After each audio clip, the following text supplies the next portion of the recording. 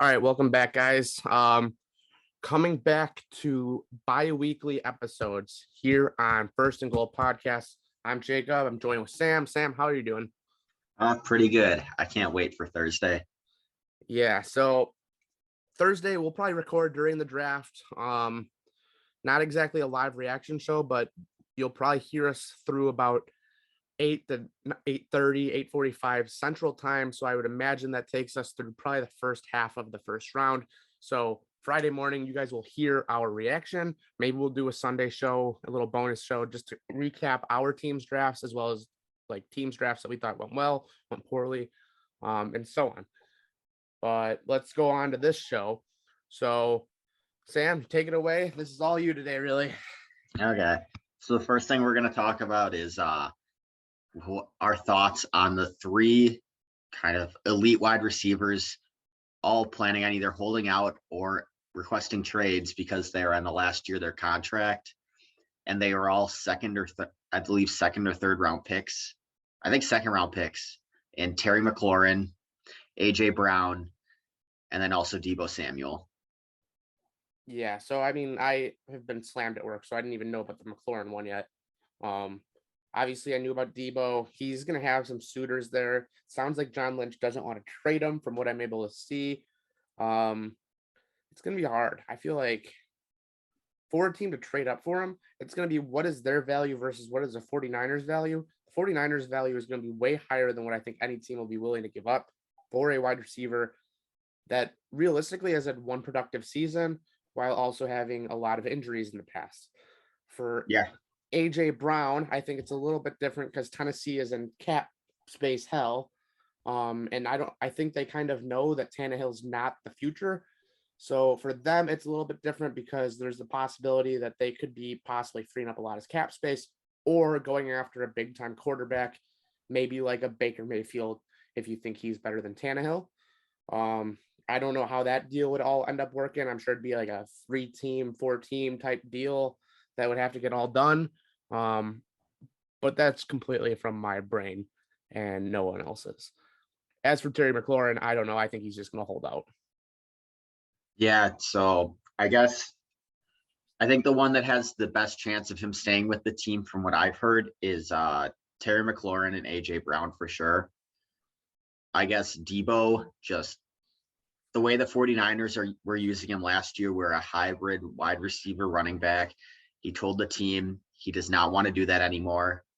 And I guess they're offering him like just below what Devontae got, and he's not accepting that because he just wants a different role. He doesn't want his body to be destroyed. I bet you what he did was he saw guys like Le'Veon Bell, guys like, I'm trying to think. Well, you see what's happening with McCaffrey and with guys like David Johnson, these receiving backs that got paid. Ezekiel Elliott, that was the other one I was thinking of. You see that they got paid, and now teams are very much reconsidering if that was a good deal or not. As for like Le'Veon Bell, he ended up getting cut by the Jets after 2 seasons, so he didn't even finish out his contract. So I'm sure the guaranteed money is also not there for a guy like that. Whereas he can go play wide receiver. We're seeing contracts that like guys like Devontae Adams are getting older in age than what Deebo is. Not saying that they're old, but older. And they're getting paid just as well. So why would you put your body through the harm?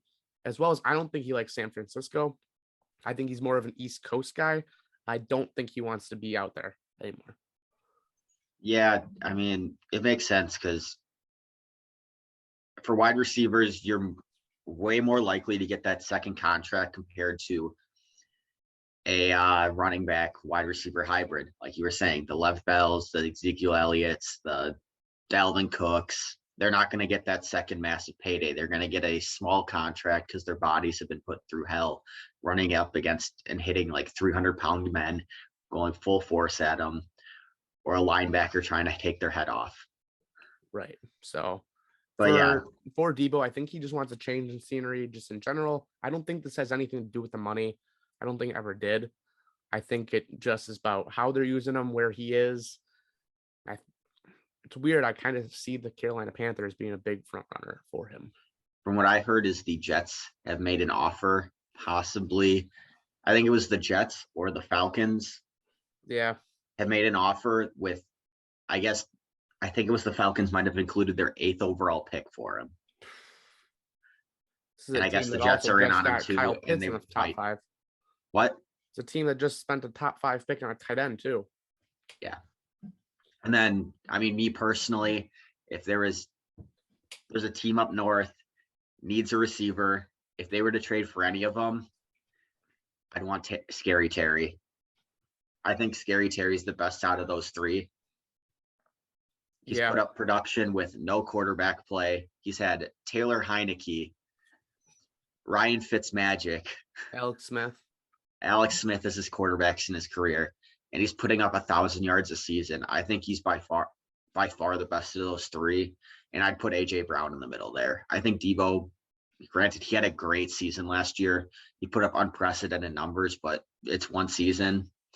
I think you need to show a little bit more than one season to justify a $25 million contract a year, especially when you're taking out one of your major threats because you don't want to do it anymore, because it's understandable, where he probably was the best because he was able to line up in the backfield and match up against linebackers too. And I'm not saying that completely gets taken off the table for a guy like Debo, but he's definitely not getting 12 carries like he was.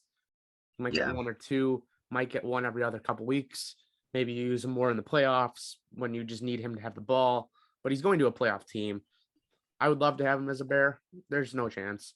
Just doesn't make sense. For the Bears, they need to get a real veteran receiver or a lot of really talented young guys. They have neither of those outside of probably Darnell Mooney, but they need someone that's going to be able to take Justin Fields and actually make him learn and or figure out if he is the real deal. So Bears fans, get off the Debo train. We're probably more likely in the AJ Brown category, I would think, just because he's a big body and he has learned under Julio Jones. He has played with Derrick Henry, which relieved him from everything. I think he's more up our wheelhouse, but knowing how much it's probably going to take to get him, I don't see the Bears making that move with polls. So yeah, especially because they'd have to give up their 2 seconds, I think, at least. that's what it sounds like. So I don't like it. I don't think it's going to happen. I think you have a better chance of them drafting 2 wide receivers in the second round. Yeah, I mean, this is a really deep class at receiver from what I've been hearing all the experts saying. Yeah. So, and I guess this class is just full of athletic freaks everywhere. Yeah. Outside so I take my chance in this draft if you need position players. Yeah, exactly. This is going to be a good class for teams that have an established quarterback, that have lots of picks, and need to get good fast to either compete in their division or compete past a wild card round. We'll see. Yeah. And then what are your thoughts on this?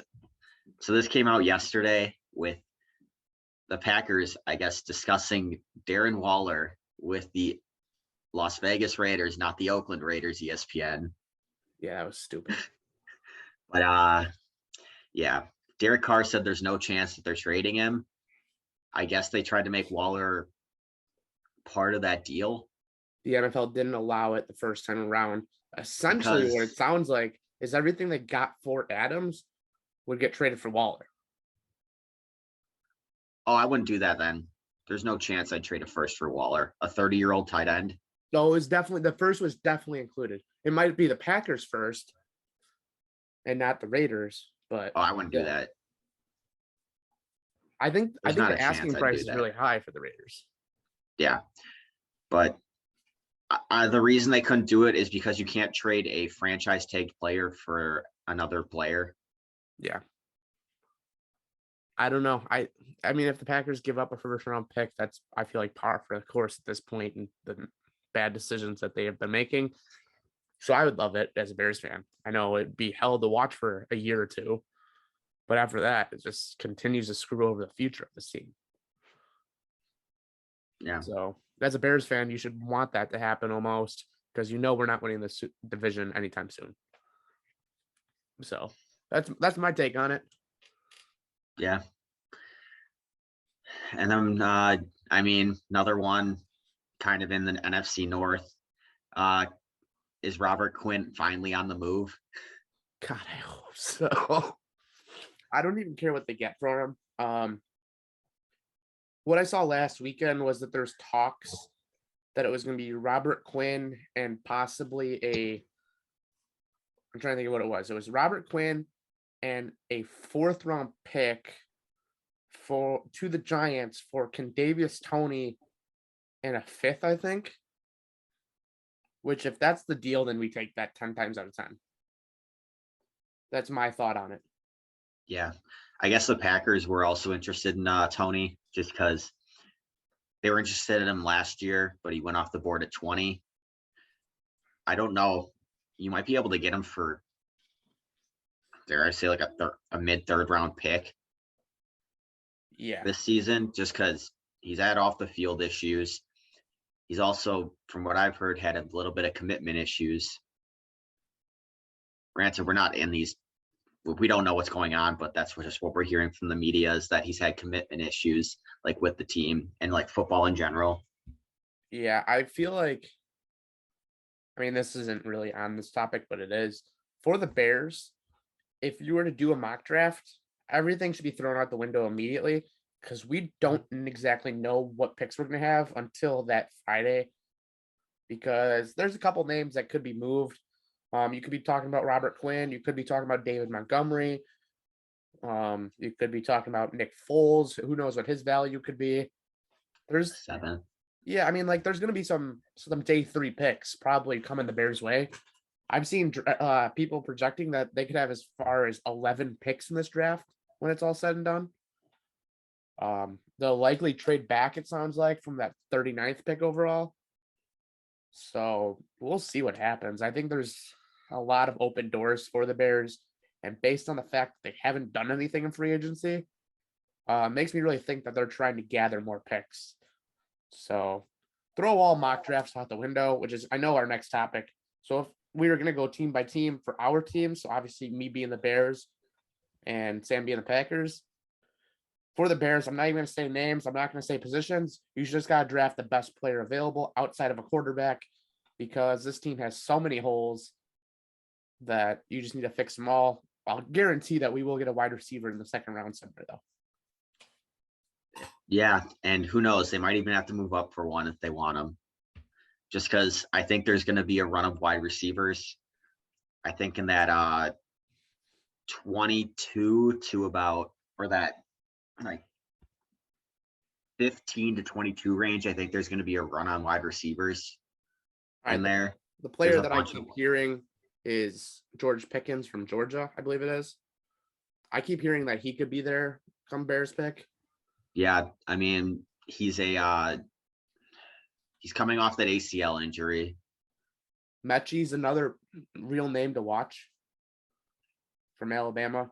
And Pickens has visited the Packers 3 times this draft process. We'll see. If they draft him 1st round, that might be a little too early. Yeah, I mean, I think 22 you stick. And personally, if this guy's here, I would love what he would be able to do in a Matt LaFleur style offense is Traylon Burks out of Arkansas.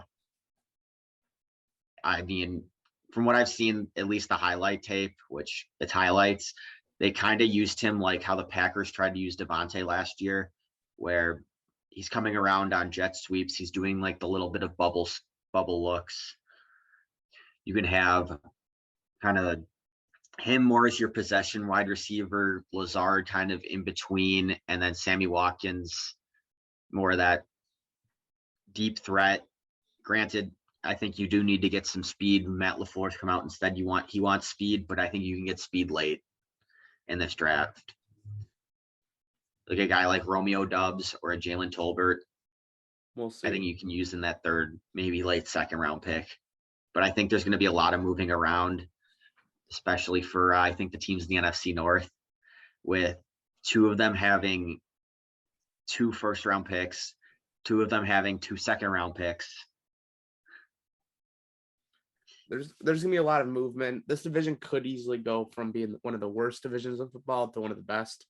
It's not going to beat out the AFC West, but right now I have it as the worst division of football.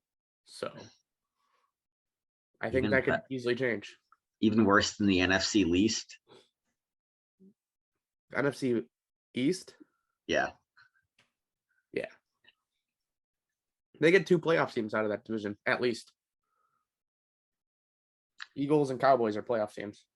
And I mean, the NFC South outside of the Buccaneers is pretty bad too. Yeah. The NFC in general is just pretty bad. Which is really sad to say because, like, say the Bears really kill it and they do really well. I really don't want to convince myself that this is a playoff team. I don't think I can. I really don't think I can this year. But God forbid they do something crazy that gets some star player somewhere. And who knows, maybe like week 3 we're in and Eddie Jackson looks like the old Eddie Jackson. Roquan Smith is making tackles everywhere. And who knows, maybe we'll draft a D tackle and he's plugging up things up the middle. Run game or the run defense looks good. I really don't want to convince myself that this is a borderline playoff team. I just don't want to do it, but I know I'm somehow going to convince myself. And the entire time while I'm convinced it's going to be, I know this team is not that good, but we can make the playoffs. Like, I just don't want to be back in this situation, but I know that's what I'm going to do. Right now, I have them as the worst team of football, though. So Yeah. take that as you will. I think Packers fans, you need to look for obviously wide receiver. I wouldn't mind a Bernard Raymond also if they do keep 28, which I think they're going to move back into that second round. Look for him at 28, maybe a Boye Mafe. They do love their athletes, and both of those, I guess, have very hard RAS scores. And then second round, I think you might look at safety, as well as don't be surprised if they take another third round tight end. They love their third round tight ends. Especially when they don't get Waller. Yeah, so I think this should be a pretty exciting draft. We'll see. I think it'll be a lot better once I actually know what the Bears are doing, because I think that's where a lot of my frustration has been. They're getting guys that are driving around and spinning donuts without a license. Hey, they interviewed him, and I saw that they said he handled it very well. And that's all that matters. He's going to get better.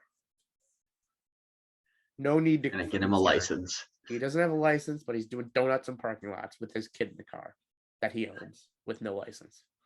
He owns the kid? He does own the kid. Good for him. That man was able to have sex, but wasn't able to get a license. Congratulations. Anything else NFL related? Let me just check real quick.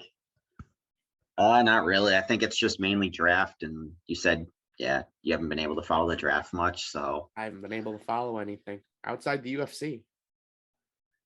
Which, yeah, if you're interested in the UFC, check out our last interview with Andre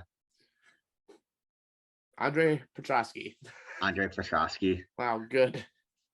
I know I'm tired, but yeah. But also shout out hotels.com. They've been with us. We've been with them. Use them as your preferred booking engine. They have thousands of locations all across the world.